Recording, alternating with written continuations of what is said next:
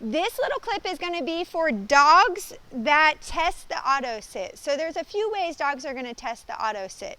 When you stop walking and heeling, remind yourself to do a 3, 2, 1 countdown. It's the same as if the car in front of you puts the blinker on for you. It's just like a courtesy thing to let the dog know to start judging your pace that you might stop. Now, when you do that, the dog is either going to have been paying attention to your blinker and have started slowing down, or if they're distracted, then what could happen is you could stop and then your dog is going to be out there. They might still sit, but that's not correct because the auto sit has to happen in this picture. So that's one option that they're going to do. The second option that's going to happen is they're going to stop, they're going to be in the correct position, but they're not going to sit. So I'm going to show you guys what to do for either option.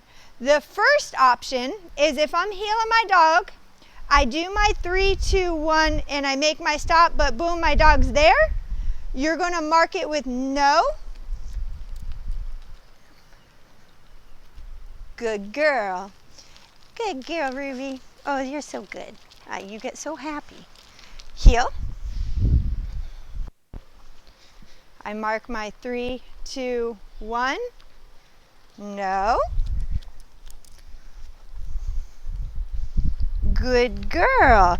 I don't move my feet backwards or I don't take a step forward to compensate for the dog not sitting correctly.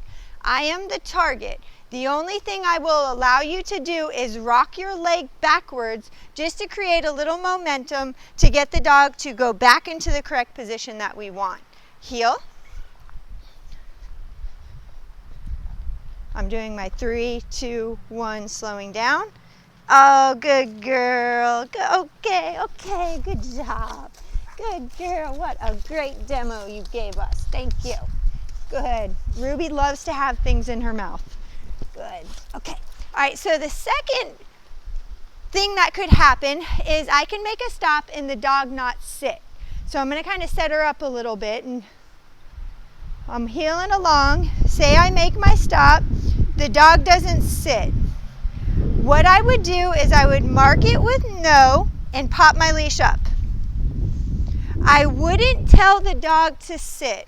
By telling the dog to sit, then the dog's going to wait to hear a sit before it sits instead of doing it automatically. So again, I would give my dog ample time. So we always say there's a 3 to 5 second rule. The dog has 3 to 5 seconds to do the command that they're supposed to before you give information to the dog. Good girl. Good.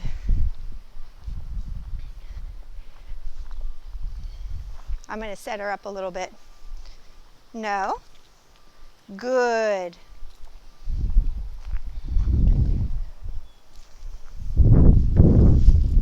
Ruby.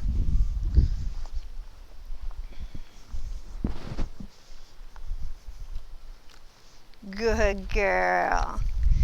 Good. One more thing I thought of is sometimes a dog will sit crooked. So in other words, they won't pass this boundary line that we created, but their butt will kind of slide out at an angle. How you handle this is you walk the dog along a barrier.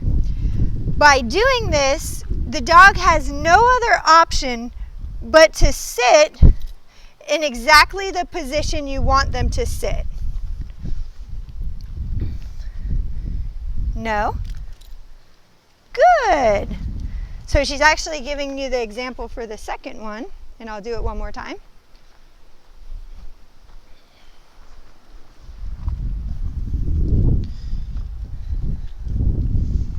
I'm doing my 3, 2, 1.